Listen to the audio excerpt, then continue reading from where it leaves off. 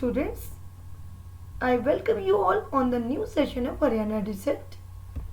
Myself Archana Arora, PGT Chemistry from Haryana Education Department.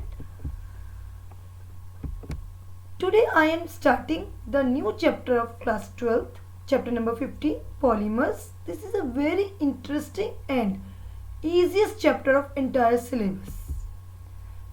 Firstly, I want to introduce the term polymer and where it is used. What are the main benefits of polymers? Polymers are surrounding everywhere. जहाँ तक हम बात करें washroom utensils की तो वो polymers से बने होते हैं. हम बात करें चिल्ड्रंस के टॉयज की तो वो भी पॉलीमर्स से बने होते हैं. जहाँ हम बात करें व्हीकल्स की तो चाहे टू व्हीलर हो या फोर व्हीलर, वहाँ टायर्स जो हैं वो पॉलीमर से बने होते हैं. हमारे घरों की वायरिंग से लेकर के स्विच बोर्ड्स तक पॉलीमर से बने होते हैं बच्चों. और जो रोब्स होती हैं different types of, that are also made of polymers.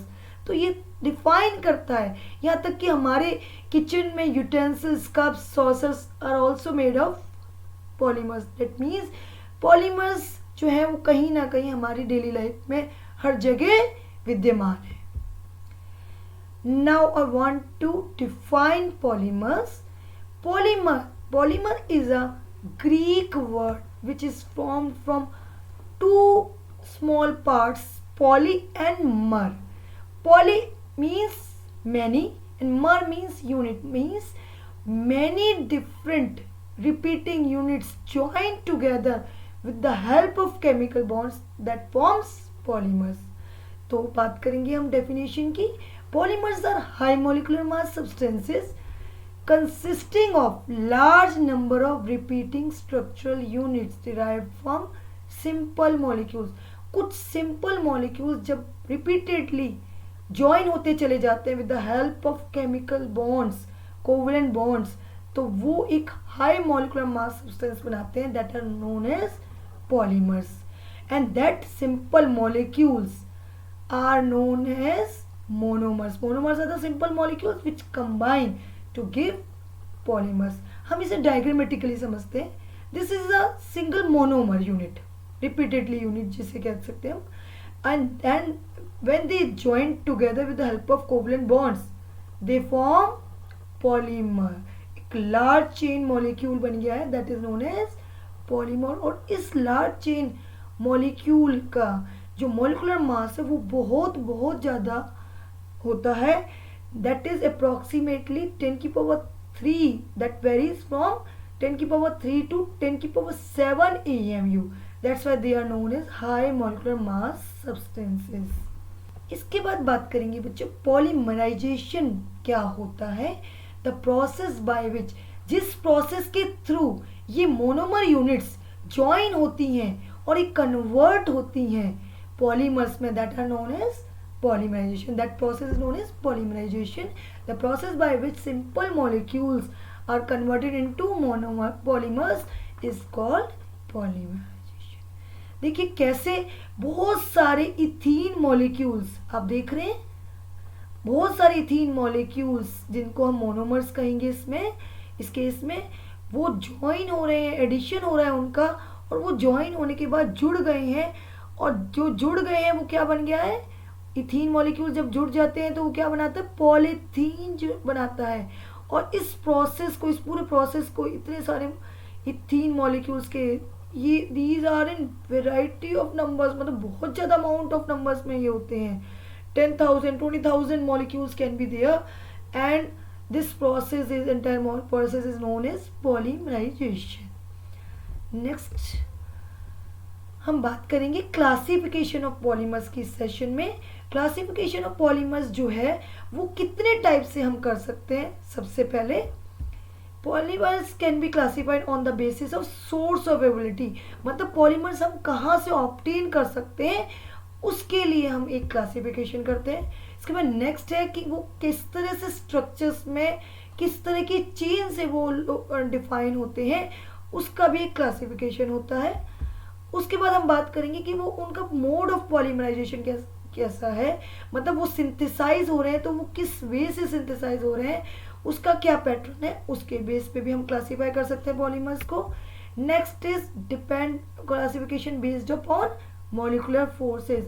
That means जो monomer units हैं they are linked together by strong bonds or weak bonds, van der Waals forces or strong covalent bonds, hydrogen bonds. What type of forces are there? That also a source of classification. Next is classification based on growth of polymerization. Polymerization तो होता है but वो किस तरह से उसमें जो growth होती है वो किस किस तरह से वो जुड़ते चले जाते हैं, वो भी एक क्लासिफिकेशन का सोर्स है। तो नेक्स्ट हम बात करते हैं classification of polymers on the source of availability, मतलब हमें कहाँ से वो पॉलीमर्स मिल रहे हैं। सबसे पहले इसमें 3 टाइप्स आ जाती हैं, natural polymers, synthetic polymers and semi-synthetic polymers. Let me discuss these one by one with the help of definitions and variety of examples interestingly.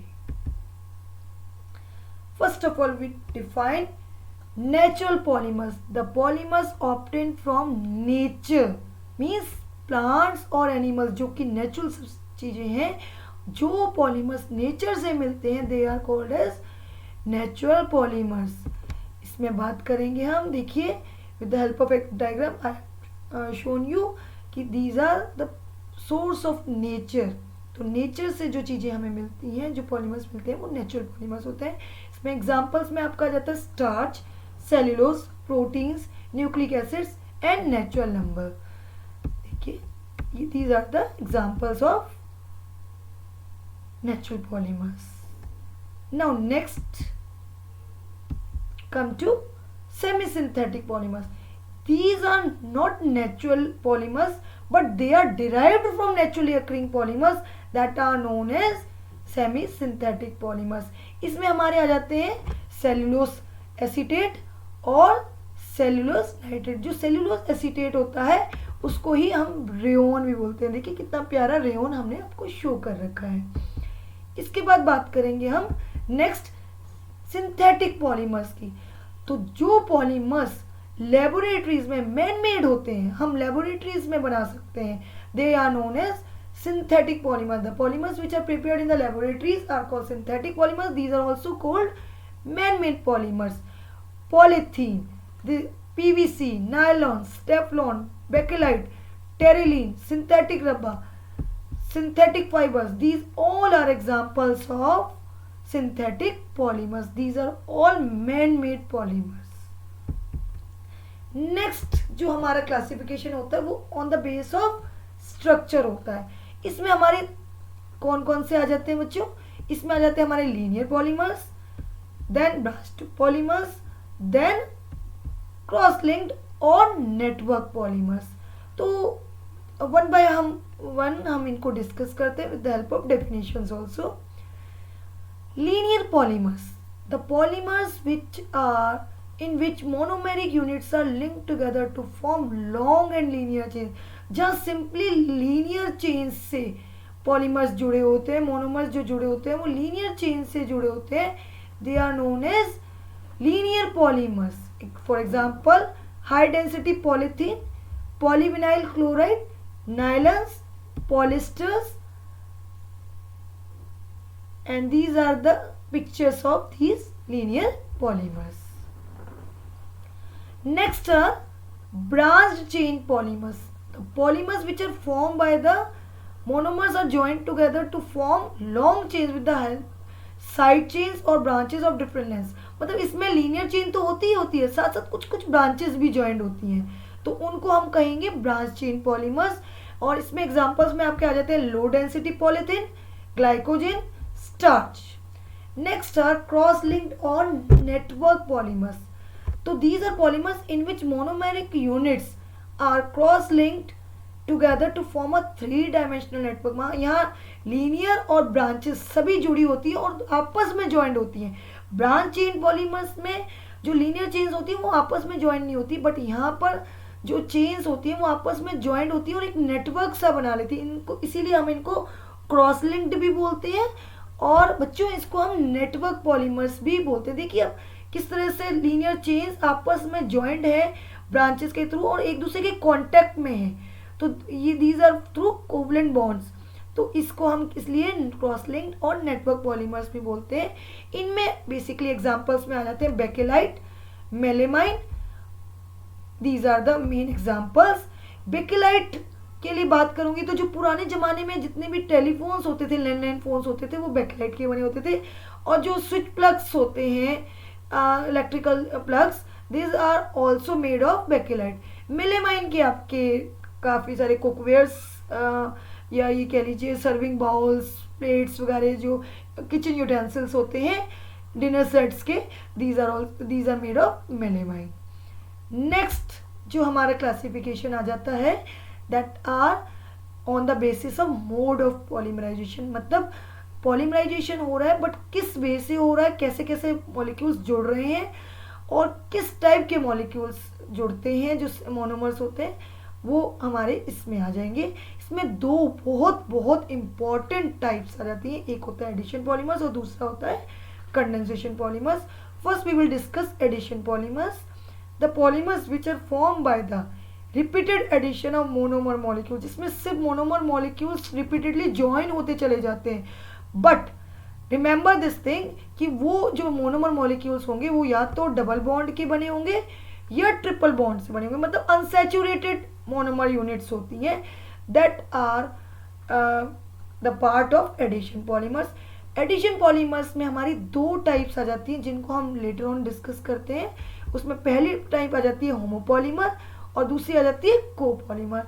इनको प्रॉपरली हम पढ़ेंगे नेक्स्ट स्लाइड्स में।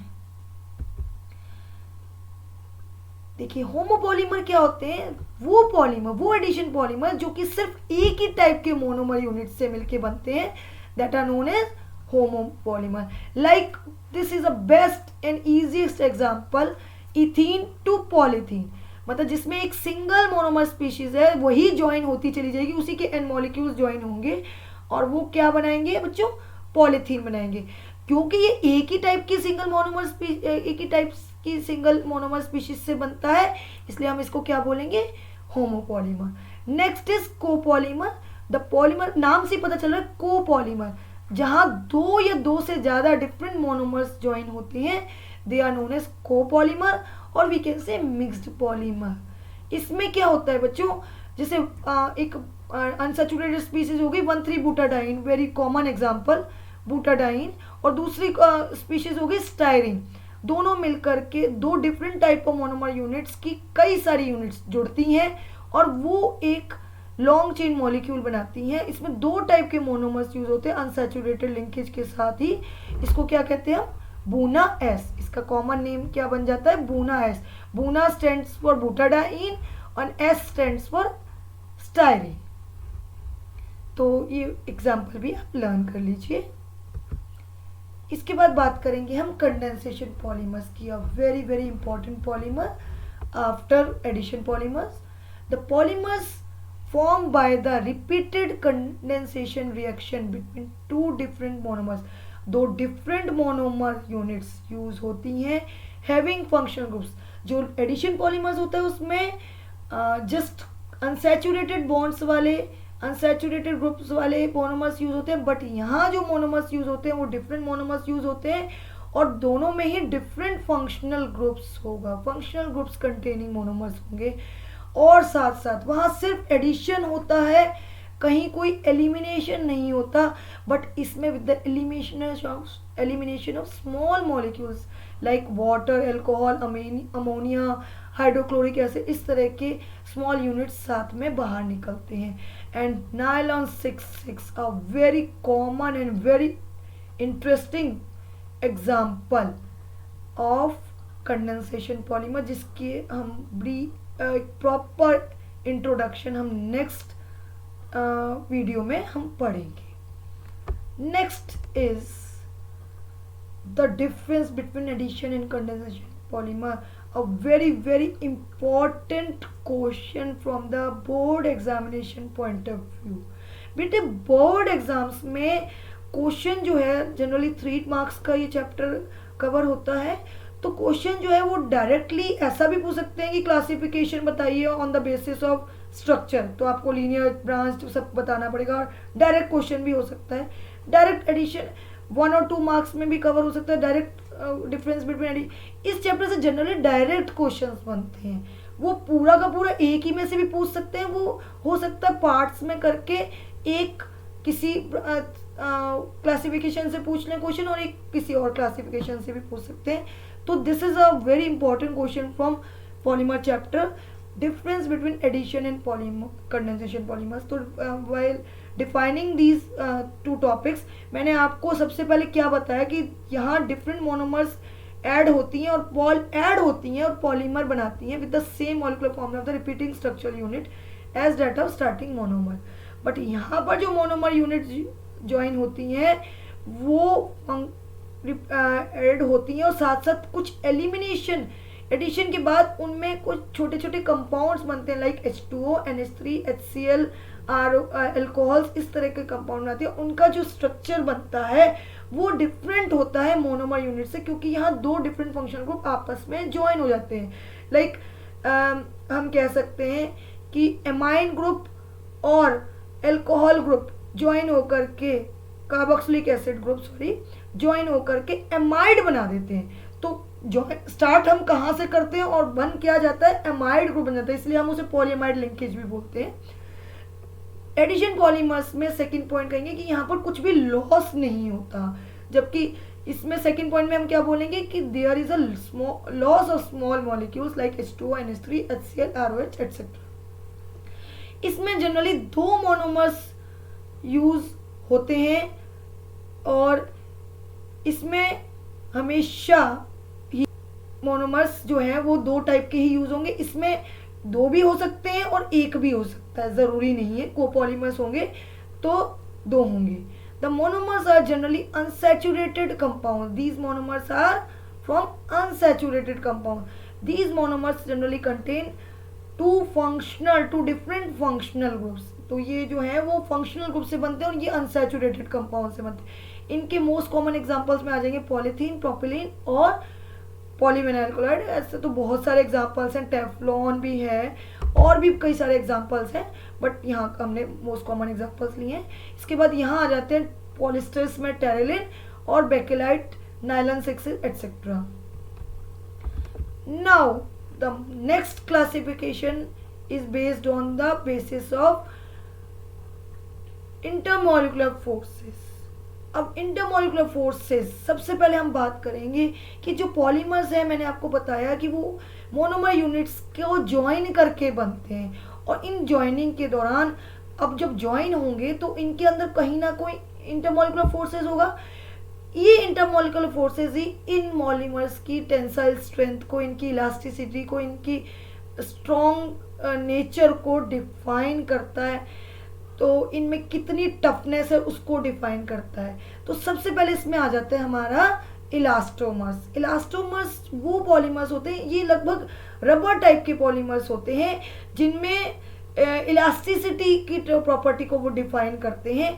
ये polymers generally weakest intermolecular forces से मिलके बनते हैं, तभी इनमें एक इलास्टिसिटी सी होती है, इनमें एक ऐसी पावर होती है कि ये स्ट्रेच किए जा सकते हैं। और जब हम इस फोर्स को छोड़ देते हैं, क्योंकि इंटरमॉलिक्यूलर फोर्सेस ज़्यादा ना होने की वजह से जब उसको हम छोड़ देते हैं, रिलीज कर देते हैं, तो वो दोबारा से अपनी शेप को गेन कर देता है, दोबारा से वो अपनी ही शेप में आ जाते हैं। इसी प्रॉपर्टी को हम इलास्टिसिटी भी बोलते हैं। तो इसमें आपके मोस्ट कॉमन एग्जांपल आ जाते हैं बुनाएन और नियोप्रीन। नियोप्रीन का स्ट्रक्चर मैंने आपको डिफाइन कर दिया है, इनके बारे में हम डिटेल स्टडी नेक्स्ट वीडियो में पढ़ेंगे। इसके बाद फाइबर्स जो है वो स्ट्रेंथ को डिफाइन करता है। फाइबर्स एक ऐसी चीज़ें होती हैं जिनमें ज़्यादा स्ट्रेंथ मानी जाती है, क्योंकि यही चीज़ें आगे बहुत तरह के हमारे कपड़ा बनाने के लिए, रोप्स वगैरह बनाने के लिए यूज़ में आते हैं। तो इसमें हमें हाई टेंसाइल स्ट्रेंथ की ज़रूरत होती है। तो ये जो पॉलीमर्स हैं ये स्ट्रॉन्ग इंटरमॉलिक्यूलर फोर्सेस से बनते हैं। और स्ट्रॉन्ग इंटरमॉलिक्यूलर फोर्सेस कौन से में आ जाता, किस में आ जाता है, वो आ जाते हैं अपने लाइक हाइड्रोजन बॉन्ड्स में आ जाता है। तो इनके अंदर जो है स्ट्रेंथ, टेंसाइल स्ट्रेंथ ज़्यादा होती है और इलास्टिसिटी काफ़ी कम होती है। और इनमें आ जाते हैं आपके नायलॉन 6 पॉलीमर्स और पॉलिस्टर्स पॉलीमर्स। इसके बाद बात करेंगे नेक्स्ट पार्ट की जो नेक्स्ट स्टाइल की इसकी टाइप की थर्मोप्लास्टिक्स या you can say thermoplastic polymers. ये polymers, these polymers are possessing the intermolecular forces of attraction intermediate between the elastomers and fibers. मतलब इनमें ना तो ज़्यादा वीक बॉन्ड होते हैं ना ही ज़्यादा स्ट्रॉन्ग बॉन्ड होते हैं. तो ये क्या होते हैं, इनके अंदर इस तरह की प्रॉपर्टी होती है कि जब ये इनको हीट किया जाता है तो ये बहुत जल्दी सॉफ्टन हो जाते हैं, बहुत सॉफ्ट से हो जाते हैं, पिघल से जाते हैं.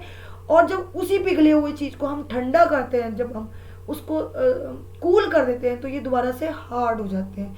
क्योंकि इनके अंदर जो इंटरमोलिकुलर फोर्सेस ऑफ अट्रैक्शन होता है वो बहुत ज़्यादा weak van der Waals forces की तरह भी नहीं होता और बहुत ज़्यादा स्ट्रॉन्ग हाइड्रोजन बॉन्ड्स की तरह भी नहीं होता. That is just inter between these type of forces. तो इसमें आपके आ जाते हैं पॉलीथीन, पीवीसी, पॉलिस्टीरीन एटसेट्रा. तो पीवीसी का यहाँ स्ट्रक्चर मैंने शो कर दिया आपको. इसके बाद थर्मोसेटिंग पॉलीमर्स. ये जनरली क्रॉस लिंक्ड पॉलीमर्स होते हैं और ये बहुत अच्छे से हैवीली ब्रांच्ड होते हैं, इसीलिए ये इनफ्यूजिबल होते हैं. मतलब ये एक बार जब हीट करके हम इनको कास्ट कर देते हैं किसी शेप के अंदर, तो ये दोबारा से शेप को रीगेन नहीं कर पाते. मतलब ये बार बार अपने आप को माउल्ड नहीं कर पाते डिफरेंट शेप्स में. ये एक बार थर्मोसेटिंग वर्ड से ही जैसे डिफाइन हो रहा है कि thermo stands for heat and setting.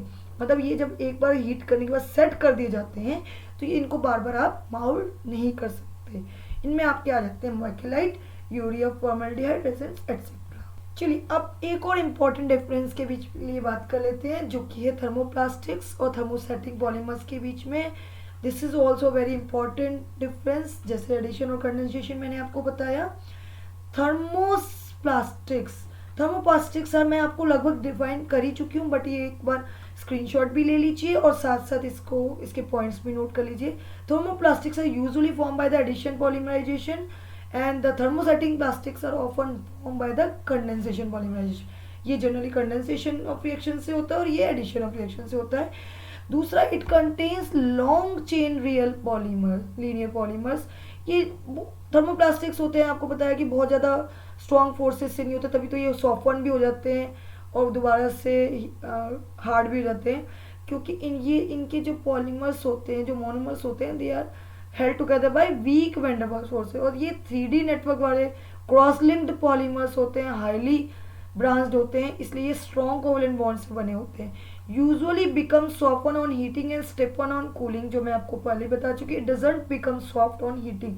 ये पॉइंट्स मैं आपको बता चुकी हूँ. दे आर एक्सपेंसिव, ये एक्सपेंसिव होते हैं और they are cheap. Thermoplastics is soluble in organic solvent. ये ऑर्गेनिक सॉल्वेंट में होते हैं soluble and these are insoluble. They are usually soft, weak and less brittle in nature. They are hard, strong and more brittle in nature. They can be remolded, they cannot be remolded. Examples are polythene and here example is bakelite. तो इसमें से 3 या 4 points जो आपको easily learn हो जाते हैं, खासतौर से स्टार्टिंग के पॉइंट्स यूज करिए और एक एग्जाम्पल जरूर तैयार करिए. इस तरह से 4 पॉइंट एटलीस्ट आप डिफरेंसेस में से तैयार कीजिए, so that you can go for 2 marks at least difference. 2 marks difference पर आप आंसर कर पाए. नेक्स्ट हम बात करेंगे एक सिंपल सा क्लासिफिकेशन, जो हम ऑलरेडी काफ़ी कुछ पढ़ चुके हैं उसके बारे में. Classification of polymers on the basis of growth of polymers. इस वाले पॉइंट में भी हमारे वही दोनों पॉलीमर आ जाते हैं, एडिशन पॉलीमर्स और कंडेंसेशन पॉलीमर्स. एडिशन पॉलीमर्स को एक्चुअली हम चेन ग्रोथ पॉलीमराइजेशन भी बोलते हैं. ये चेन वाइज ग्रोथ करता है. ये इसकी जो ग्रोथ होती है वो चेन वाइज होती है, मतलब एक के बाद एक मॉलिक्यूल जुड़ते चले जाते हैं और चेन सी बना लेते हैं, जो कि हम डिटेल में हम नेक्स्ट वीडियो में पढ़ने वाले हैं. तो इसलिए इसे चेन ग्रोथ पॉलीमराइजेशन भी कहते हैं और इसको इस क्लासिफिकेशन में रखा गया है. और कंडेंसेशन पॉलीमर्स में हम स्टेप बाय स्टेप इसकी ग्रोथ होती है, तो इसे हम स्टेप ग्रोथ पॉलीमराइजेशन भी कहते हैं. और ये भी हम डिटेल स्टडीज की नेक्स्ट वीडियो में करेंगे. तो बच्चों इस वीडियो में हमने क्लासिफिकेशंस को प्रॉपरली कर लिया है, एग्जाम्पल्स के साथ डिटेल स्टडी सभी तरह के एग्जाम्पल्स की, खासतौर से एडिशन और कंडेंसेशन पॉलीमर्स के, हम नेक्स्ट वीडियो में एक और इंटरेस्टिंग वीडियो के साथ करते हैं तैयारी. Thank you, have a nice day.